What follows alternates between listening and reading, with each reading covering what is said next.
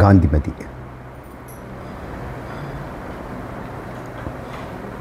பாம்பை கயிறை பாம்பாக பார்க்குறோம்.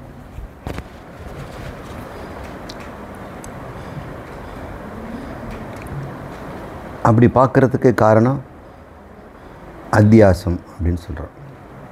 அத்தியாசங்கிறது அந்த ஒரு பிழையான அறிவுக்கு, மயக்க அறிவு, மயல் அறிவு, பிரமை.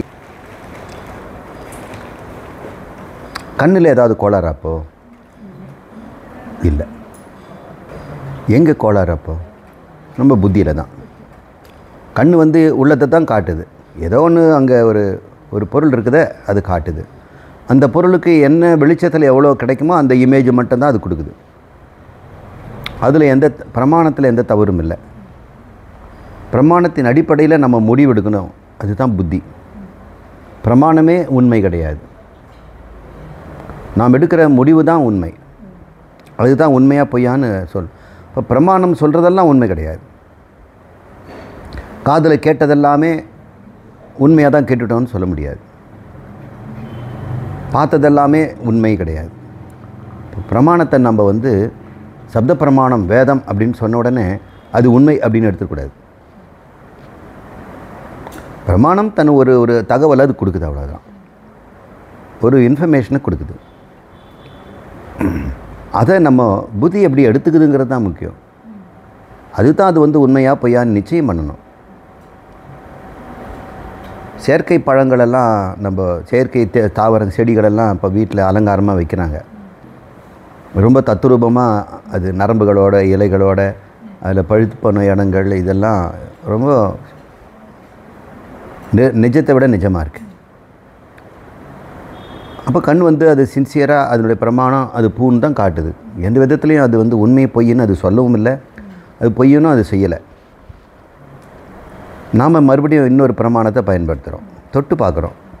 பார்க்கும்போது சரி அது பொய்யாக இருக்கும், இது உண்மையாக இருக்குங்கிறோம். அப்போது யார் தான் புத்தி தான் நிச்சயம் பண்ணிச்சு?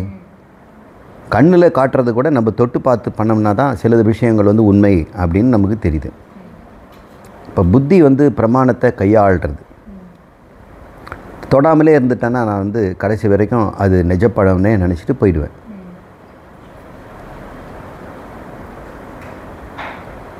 நிஜ பூன்னு நினச்சிட்டேன்னா, செடின்னு நினச்சிட்டேன்னா தண்ணி ஊற்றி வளர்ப்பேன் பிளாஸ்டிக்கு.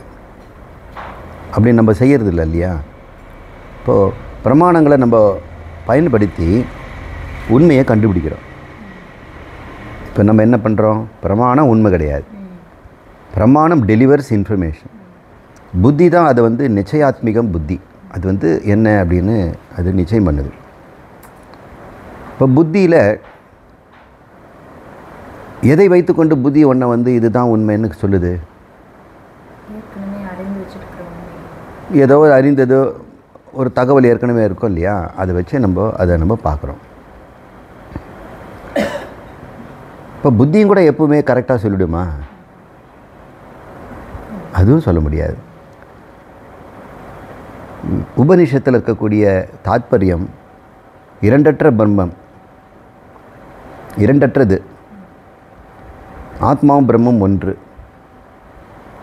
ஆத்மாவை அறிந்து கொள்பவன் விடுபடுகிறான். அனைத்து துன்பங்களிலிருந்தும் அவன் விடுபடுகிறான். இதுதான் உபனிஷத்தினுடைய தாத்பரியம். துன்பம் விடுபடுறது உண்மை தான் உபனிஷத்தை அப்படின்னு எல்லாம் ஒத்துக்கிறாங்க. ஆனால் ஆத்மாவும் பிரம்மம் ஒன்று தான் அது சொல்லலைங்கிறாங்க. அது அப்படி தான் சொல்லுது. அது இவங்க புத்தியை வந்து இன்டர்பிரேட் பண்ணுறாங்க. சப்த பிரமாணம் கூட ஒரு உண்மையை தருது. ஆனால் நம்ம அது உண்மைன்னு நம்ம புத்தி தான் நிச்சயம் பண்ணணும். அது பொய்யாகவும் இருக்கலாம். ஏன்னா அவங்கவுங்க புத்திக்கு ஏற்ற மாதிரி உபனிஷத் சொல்லியே மாற்றி புரிஞ்சுக்கிறாங்க. அதனால தான் துவைதம், விசிஷ்டாத்வைதம், அத்வைதங்கிற 3 கருத்துக்கள் நம்மக்கிட்ட உலாவுது. இதுக்கு காரணமே ஒன்றிருக்க ஒன்றை பார்ப்பது. ஒன்றிருந்தால் அதையே பார்ப்பதுங்கிறது வந்து யதார்த்த தர்சனம். யதார்த்தம் தத் தர்சனம். எது இருக்கிறதோ பொருள் அதை நாம் அவ்வாறு பார்க்கிறோம். உள்ளதை உள்ளபடி பார்த்தல். அதை ஈஸ்வர பார்வை, ஆப்ஜெக்டிவ் விஷன், புறவய பார்வை அப்படின்னு சொல்கிறோம். இதுக்கு மாறானது சப்ஜெக்டிவ் விஷன். தன் அகவய பார்வை. தனக்கு கோபம், பயம், ஆசை பொருளெல்லாம் நமக்குள்ள உணர்வில் இருக்கும்பொழுது பிரமாணமே தப்பாக அறியப்படுது. பிரமாணம் தருகின்ற விஷயங்களே விபரீதமாக தெரியுது. பிரமாணமே விபரீதமாயிடுது. அதான் பிரச்சனை. இப்போ விபரீத பிரமாணம்னு ஒன்று இருக்கா? எப்பொழுது அந்த பிரமாணம் புத்தியோடு கலகுதோ, தெளிந்த புத்தியோடு கலந்ததுன்னா அது பிரமாணம் உள்ளபடி உள்ளதை காட்டும். கயிறை பாம்பாக பார்ப்பதற்கு காரணம் புத்தியில் இருக்கின்ற ஒரு குழப்பம். நம்மிடம் வந்து ஒரு பயம் இருக்குது. கயிறை ஏன் பாம்பாக பார்த்தோம், வேறு எதுவும் பார்க்காமலன்னா நம்மக்கிட்ட பாம்புங்கிற தகவல் ஏற்கனவே இருக்குது. அதை போட்டு நிரப்புகிறோம். உன்னை பற்றிய ஒரு விஷயம் இது என்னன்னு தெரியலன்னா நம்ம மனசு அது சும்மா விடுறதில்ல, அது எதையோ போட்டு நிறைக்குது. நீங்களும் ஒரு சென்டென்ஸ் கொடுக்குறேன், அது ஒரு கடிதம், அந்த கடிதத்தை சுக்குநூறாக கிழிச்சிட்டேன். அப்புறம் கொஞ்சம் ஒரு 10 பேப்பர் மட்டும் உங்களுக்கு துண்டு கொடுக்குறேன். நீங்கள் எல்லாம் ஜாயின் பண்ணி பார்க்குறீங்க, அங்கங்கே நடுவில் ஓட்டைங்க இருக்குது. அது நீங்கள் சும்மா விடுவீங்களா? நம்ம மனசு அதுக்கெல்லாம் நிறைச்சிக்கல, அதெல்லாம் போட்டுக்கோம். இவ்வாறு மனசு வந்து தன்னிடம் இருக்கிறத அதை போட்டு நிரப்புகுது. ஒன்று அறியப்படவில்லை என்றால் இருக்கிறது, ஆனால் எது என்று தெரியலன்னா நம்ம புத்தி அது இதுவாக இருக்கும்னு ஒரு நிச்சயம் பண்ணுது. இதை தான் அத்தியாசம், சூப்பர் இம்போசிஷன் அப்படின்னு சொல்கிறோம். இப்போ அங்கே ஒரு கயிறு இருக்கிறது, ஆனால் கயிறுன்னு எனக்கு தெரியல, ஆனால் இருக்கிறது என்று தெரியுது. சாமானிய புத்தி இருக்குது, சாமானியமாக அது அந்த எல்லாருக்கும் அங்கே இருப்பது தெரிகிறது. ஆனால் எதுன்னு தெரியாதனால நம்முடைய புத்தி அவங்கவுங்களுடைய புத்தியில் இருக்கக்கூடிய பொருளை அதை வச்சு நிரப்பிடுது. ஒரு காலத்துக்கு முன்னாடி இந்த பவர் பாயிண்ட்டுங்கிற விண்டோஸ் அப்ளிகேஷன் பயனுக்கு வர்றதுக்கு முன்னாடி ஸ்லைடு செய்கிறதுக்குன்னு ஒரு முறை இருக்குது. அப்போல்லாம் ஸ்லைடு பண்ணணும்.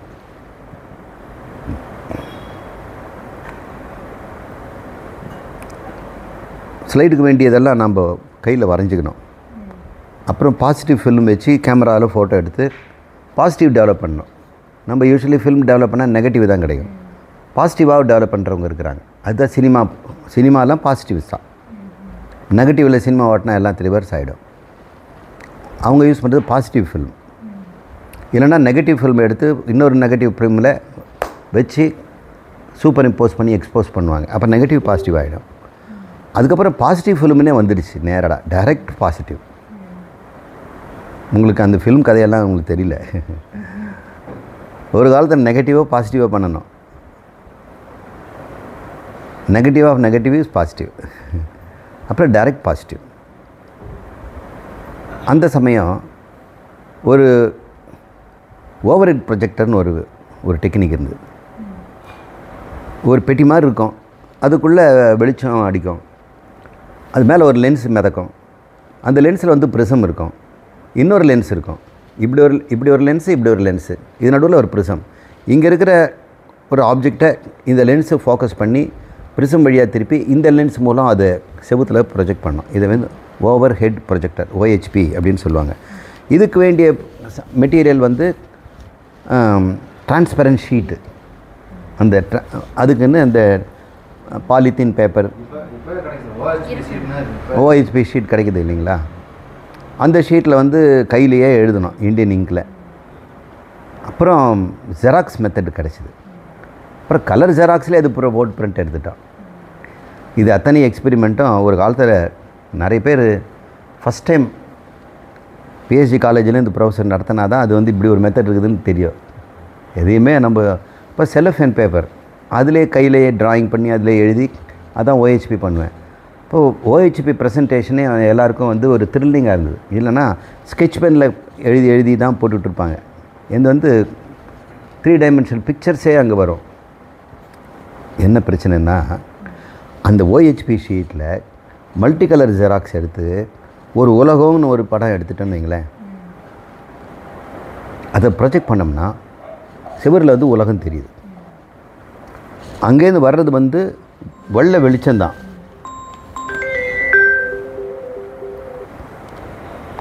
ஒயிட் லைட்டு அது கன்வெர்ட் ஆகி இமேஜாக மாறிடுது. இப்போ சூப்பர் இம்போசிஷன் தானே. ஒயிட் லைட் இப்போ வந்து உலகமாக தெரியுது. ப்ரொஜெக்டர்லேயும் அதே தான். நம்முடைய புத்தியும் சைதன்யமும் ஒயிட் லைட் தான். ஆத்மாவும் புத்தியும் ஒன்று தான். சத்தியம் மித்யா.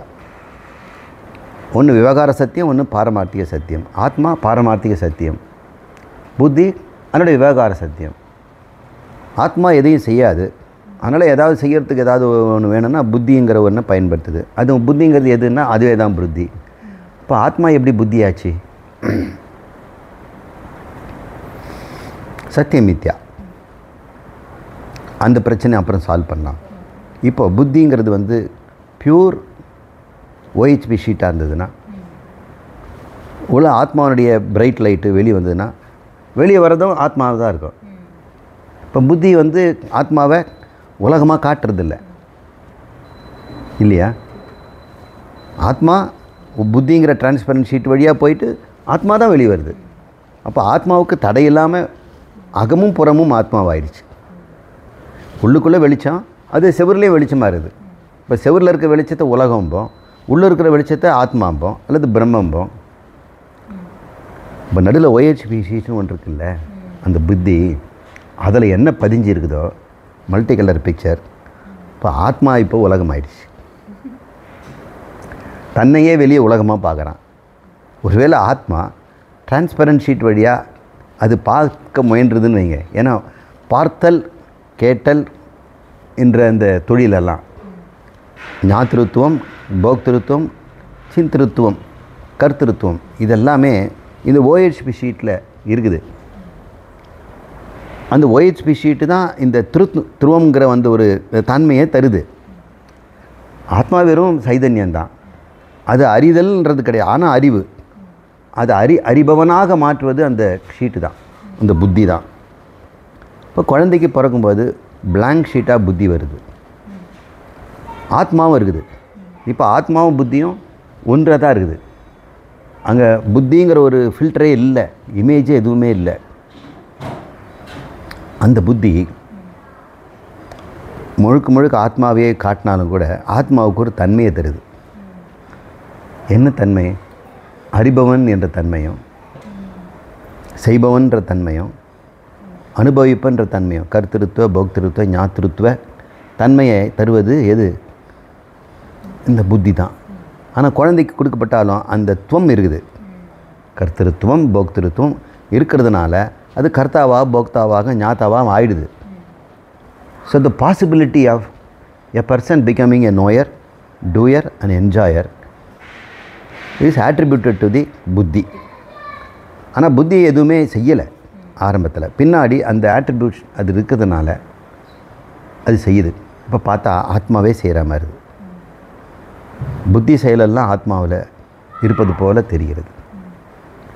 அப்போ தன்னை ஆத்மா புத்தி இல்லாத போது நான் எங்கும் இருப்பவன் தான் அதுக்கு சந்தேகம் இல்லாமல் தெரிஞ்சுது. அப்படி ஒரு எண்ணம் கூட அதுக்கு அவசியம் இல்லை. குறைவற்றவன், லிமிட்லெஸ் அப்படிங்கிறது அதுக்கு எப்போதுமே இருக்கக்கூடிய ஒரு நிரந்தரமான ஒரு உணர்வு. அதில் பய உணர்வே இல்லை. அதனால் ஆனந்த உணர்வு தான் இருக்குது. இப்போ ஆத்மாவுக்கு எப்பொழுதுமே ஆனந்த உணர்வு தான் இருந்துகிட்டே இருக்குது. அது உணர்வுன்னு சொன்னால் நம்ம சென்ஸ் ஆர்கன் மூலம் கிடைக்கிற உணர்வுன்னு இல்லை. நீங்களும் கூட எப்பொழுதெல்லாம் நீங்கள் வந்து புற உலகத்தை மறந்து ஆனந்தமாக தியானத்தில் இருந்தீங்கன்னா அப்போ ஒரு அந்த ஆனந்தம்ங்கிறது ஆத்மாவுடைய ஆனந்தம் தான். எப்பவுமே ஆத்மாவுக்கு தான் ஆனந்தம் உண்டு. அதை புத்தியில் பிரதிபலிக்கலாம். புத்தியிலேருந்து ஆத்மா அந்த ஆனந்தம் வருது நம்ம தப்பாக நினச்சிக்கிறோம். இப்போ குழந்தைக்கு இந்த புத்தி இருக்குது. அந்த புத்தியினால் ஆத்மாவுக்கு என்ன தன்மை கிடைக்குது? அறிபவன், செய்பவன், உணர்பவன்ற ஒரு பொய்யான தன்மை சுமத்தி பார்க்கப்படுது. அதில் இல்லை, ஆனால் அதில் இருக்கிற மாதிரி தெரியுது. ஏன்னா பக்கமாக இருக்கிறதுனால அப்படி புரிஞ்சுக்குங்க. மண்ணுக்கு அறிபவன், உணர்பவன், செய்பவன்ற தன்மையே இல்லை. ஆனால் அது பானைங்கிற ஒரு வடிவத்தை எடுத்த பிறகு அது அறிபவன், உணர்பவன், செய்பவனாக அதுவே நினைக்குது. ஏன்னா அது சைதன்யம். ஜடத்துக்கு அந்த மாதிரி தன்மை கிடைக்காது. சைதன்யமாக இருக்கிறதுனால அது தன்னை அவ்வாறு அனாதி காலத்திலேருந்து செய்யுது. ஏன்னா புத்தி இடையில் சேர்ந்துருந்ததுன்னா, நான் இப்போ பாருங்கள், அமைதியாக நான் துரியத்தில் இருந்தேன், ஆனந்த பூர்த்தியாக இருந்தேன், அளவற்றவனாக இருந்தேன். இப்பொழுது நான் புத்தியோடு கலந்து அளவுடையவனாக, அறிபவனாக, செய்பவனாக மாறிவிட்டேன் அப்படின்னு ஒரு அறிவு அதுக்கு இருக்கும். அதனால் அதுக்கு அந்த பிரச்சனை இல்லாமல் இருக்கும். வேணும்னா அறியும், இல்லைன்னா விட்டுடும். வேணும்னா செய்யும், இல்லைன்னா விட்டுடும். நமக்கு அப்படி இல்லாமல் இந்த ஆத்மாவும் புத்தியும் அனாதி காலத்திலிருந்து ஒன்றாகவே உடனாகவே இருந்து கொண்டிருப்பதனால ஆத்மா எப்பொழுதுமே கர்த்தா போக்தாவாக இருக்குது. நம்ம இப்படி சொன்னோம்னா சாஸ்திரத்துக்கு எதிராக போயிடும். ஆத்மா கர்த்தா இல்லை, அக்கர்த்தா போக்தான்னு சொல்கிறோம். ஆனால் புத்தியோடு எப்பவுமே இருக்கிறதுனால, அது சகுனமாக இருப்பதனால நிர்குணத்துவம் நமக்கு உணரப்படாமலே இருக்குது. இப்போ சூப்பர் இம்போஸ் பண்ணது எது? ஓஹெச்பி ஷீட் மாதிரி புத்தி தான். புத்தியில், அந்த புத்தி தத்துவத்தில் நினைவுகளெல்லாம் பதிஞ்சிருக்கு இல்லையா, அதை சித்தம்னு சொல்கிறோம். இனிமேல் வரக்கூடிய நினைவுகளெல்லாம் நம்ம புத்தின்னு சொல்கிறோம். அது நினைவுகளை உண்டு பண்ணுது ஃப்ரெஷ்லி. த கான்டெம்பரரி தாட்ஸ். கான்டெம்பரரினா டெம்போரல் அப்படின்னா நேரம், கான்டெம்பரரினா சமநேரம். கான்டெம்பரரினா சமநேரத்தில் உண்டாகின்ற எண்ணங்கள் எல்லாம் அது பதிக்கும் பொழுது அது நினைவாயிடுது. இப்போ நினைவும் ஒரு காலத்தில் கான்டெம்பரரி தாட்டாக தான் இருக்கும். இப்போ புத்தியும் சித்தந்தான். அப்போ சித்தத்தினுடைய மேல் அடுக்குன்னு வச்சுக்கணும். மனம் பற்றியெல்லாம் நேற்று சொல்லும் பொழுது தனித்தனி கம்பார்ட்மெண்ட்டாக நம்ம பார்த்தோம். அப்படி பார்க்காம சித்தத்தினுடைய மேல் அடுக்கு புத்தியாக நம்ம பார்ப்போம். அப்போது புத்திக்கும் கீழே என்ன இருக்குன்னா, உணர்வு அடுக்கிறது சாண்ட்விச்சு, அது உணர்வு. இப்படி புரிஞ்சுக்கங்க.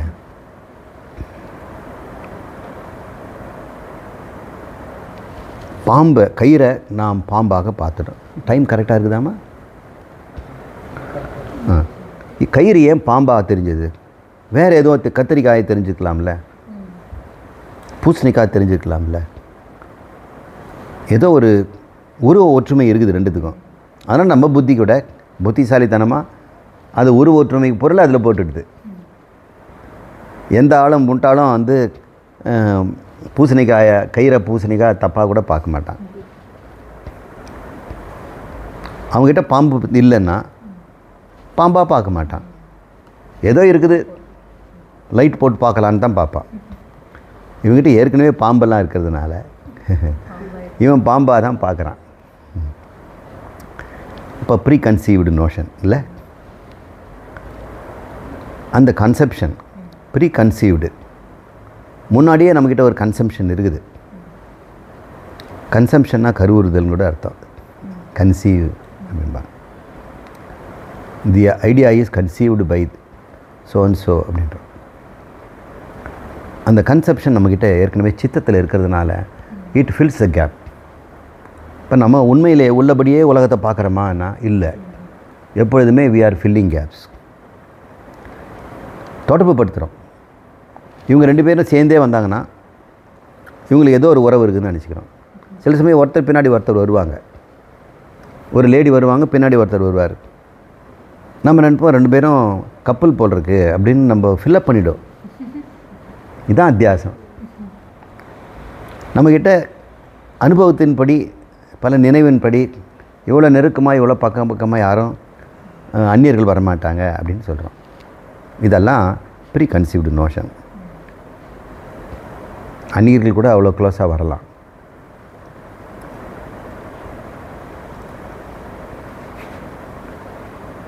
இப்போ பிரச்சனை, இந்த பிரம்மம் தான் உலகமாக தெரியுது. இந்த கதவு, பீரோ, இந்த செவுரு, இங்கே இருக்கக்கூடிய சோஃபா, இந்த உடம்பு, இந்த வஸ்திரம் எல்லாமே பிரம்மம் அப்படின்னா, பிரம்மத்தின் மீது நாம் அத்தியாசத்தினால, பிரமையினால் நம்ம புத்தி இப்படி ஃபில்லப் பண்ணுதுன்னா நம்மளை ஒத்துக்க முடியுதா? கயிறை பாம்பாக பார்க்குறது நியாயம், பூசணிக்காக பார்க்க மாட்டோம். இங்கே ஒரே பிரம்மத்தை இத்தனை விதமாக பார்க்க முடியும்னா இது அத்தியாசம் யாராவது ஒத்துக்குவாங்களா? இப்போ சாதிருஷ்யம்னு சொல்லக்கூடிய உருவ ஒற்றுமை இல்லை. கயிறுக்கும் பாம்புக்கும் உருவ ஒற்றுமை இருக்குது, ஆனால் பிரம்மத்துக்கும் ஜகத்துக்கும் உருவ ஒற்றுமை இல்லையே. இப்போ உருவ ஒற்றுமை இல்லாதது எப்படி நம்ம சூப்பர் இம்போஸ் பண்ண முடியும்? அந்த சாதிருஷ்யம் ஒரு பிரச்சனையாக இருக்குது. இப்போ அந்த அத்தியாசங்கிறது எங்கேருந்து வருதுன்னு பார்த்தோம்னா புத்தியிலேருந்து வருது. நாம் கயிறுக்கும் பாம்புக்கும் ஒரு ஒற்றுமை இருக்கிறத நம்ம வெளியே பார்க்குறோம், வெளியே எதுவுமே இல்லை. இப்போ பிரம்மன் தான் இருக்குது, அதில் எதுவுமே இல்லை. ஆனால் அதில் உலகத்தை பார்க்குறேன்னா இல்லாதது மேலே ஏதாவது பார்க்க முடியுமா? என்ன இருப்பது மேலே தானே பார்க்க முடியும், அதுவும் வெளியே தானே பார்க்க முடியும். நீங்கள் உள்ளுக்குள்ளே பார்க்குறேன்னு சொல்கிறீங்க, அதுவும் தன்னை இன்னொன்றாக பார்க்குறவங்கன்னு சொல்கிறீங்க. யாரும் தன்னை இன்னொன்றாக பார்க்க மாட்டாங்க. இன்னொன்று இல்லாத பொருள், அதாவது எந்த உருவமும் அல்லாத மேலே உருவத்தை எப்படி பார்க்க முடியும்? உருவம் இல்லாத இந்த பிரம்மத்தை எப்படி இந்த இத்தனை உருவங்களாக நான் பார்க்க முடியும் அப்படின்னு நான் கேட்கும்பொழுது அத்தியாசத்துக்கு பெரிய ஒரு சவால் வருது. சங்கருடைய அத்தியாச பாசத்தை நம்ம படிக்கணும். என்ன அழகாக, என்ன சாதுரியமாக எத்தனை பதில் சொல்கிறாரு.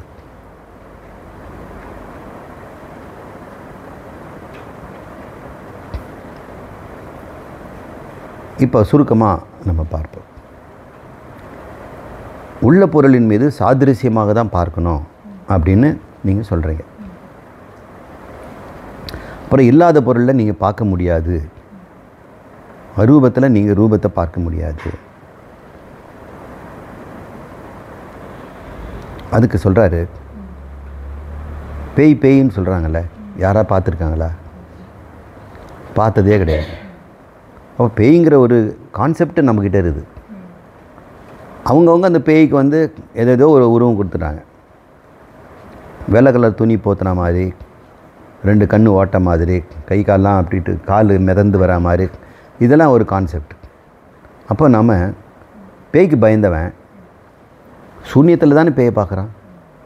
கயிறில் பாம்பு பார்த்துருந்தா பரவாயில்ல, கயிறு இருந்தது பாம்பு, இவங்க ஒன்றுமே இல்லை, இவன் பார்க்குறான்.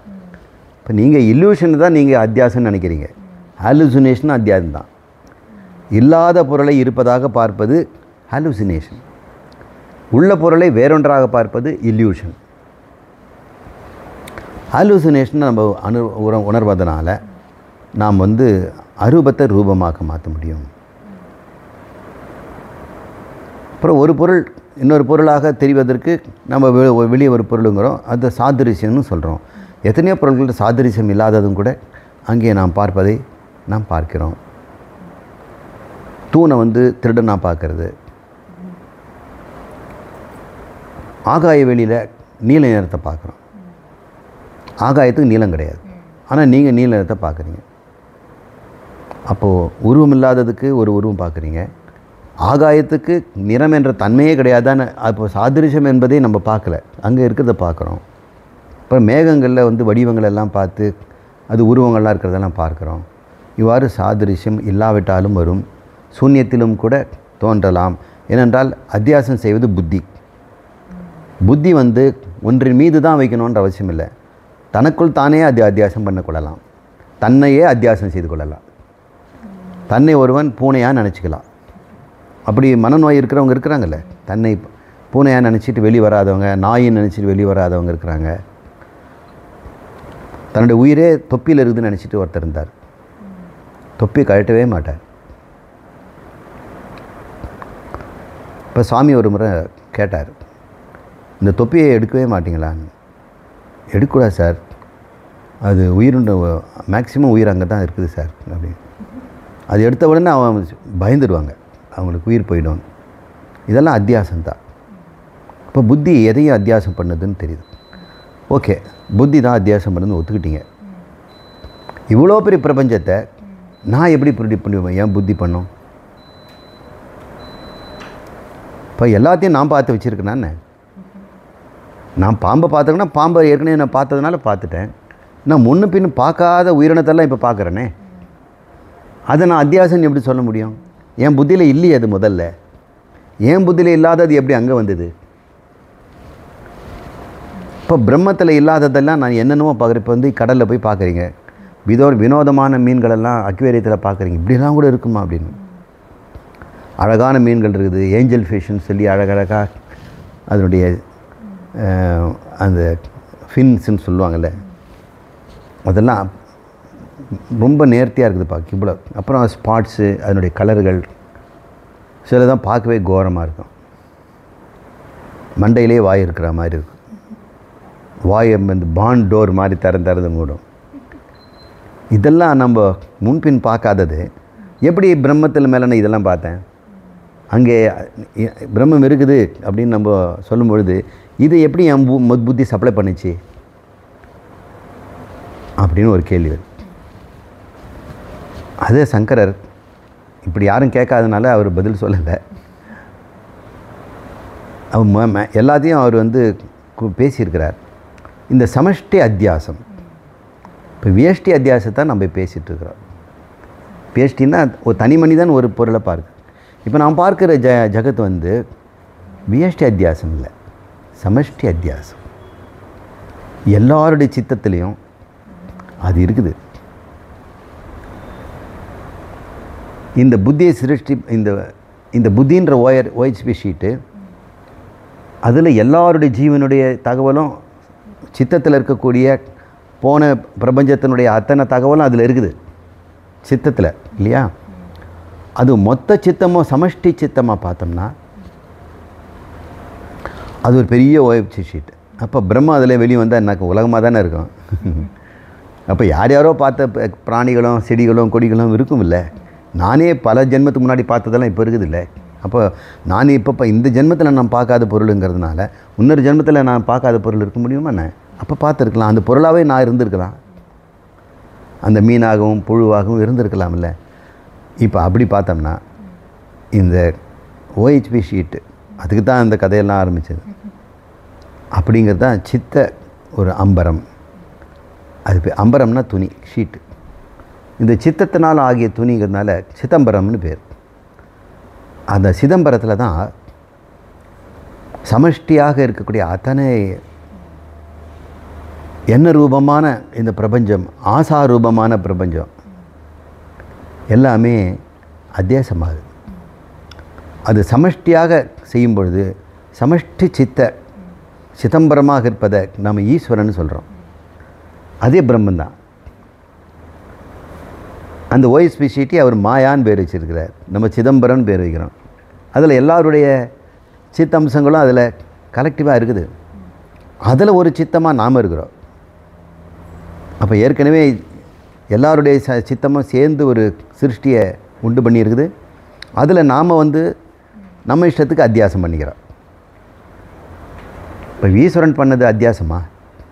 வாங்க, அது ஆரோபணம், அத்தியாரோபம், தெரிந்தே செய்திருக்கிறார். அவர் ஞானி, அவர் விடுபட்டவர், எப்போவுமே அவர் முக்தர். அவருக்கு சம்சாரம் இல்லை, அவருக்கு இந்த ஜகத்தினால் ஆக வேண்டியதும் இல்லை. அதனால் அவர் வந்து எப்பொழுதுமே அனாதி காலத்தில் இந்த முக்தர். அப்போ இந்த ஜகத்தை அவர் சிருஷ்டி பண்ணும் பொழுது சமஷ்டியாக இருக்கக்கூடிய சிதம்பரம்னு சொல்லக்கூடிய மாயா திரை அதில் இருக்கிறத அவர் ப்ரொஜெக்ட் பண்ணுறார். அதில் ஒரு சித்தமாக இருக்கக்கூடிய இண்டிவிஜுவல் பீப்புள் பார்க்குறாங்க. அப்படி பார்க்கும் பொழுது அந்த ஏற்கனவே ப்ரொஜெக்ட் ஆன சமஷ்டி சித்தத்திலேருந்து வந்ததை ஒரு வேஷ்டி சித்தம் அது அத்தியாசம் பண்ணிக்குது. அப்போ அவர் செய்தால் அத்தியாரோபம், நம்ம செய்தால் அத்தியாசம். அந்த அத்தியாசம் தான் கயிறை பாம்பாக பார்க்குறது, சிப்பியை வெள்ளியாக பார்க்குறது, தூணை புருஷனாக பார்க்குறது. இப்படியெல்லாம் நம்ம புரிஞ்சுக்கிட்டோம். இப்போ ஓரளவுக்கு இந்த பிரபஞ்சம் எப்படி சிருஷ்டியாச்சு, எப்படி அத்தியாசமாக இருக்குதுங்கிறத புரிஞ்சுக்கிட்டீங்க இல்லையா? இன்னும் கொஞ்சம் ஹோம்ஒர்க் பண்ணுங்கள்.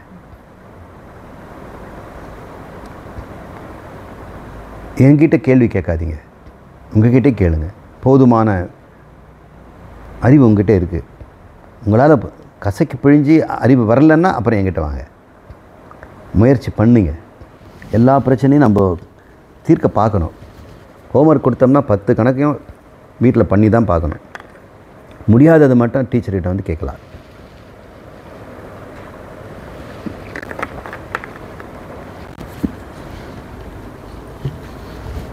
அது கீழே இருக்கு உபனிஷத்.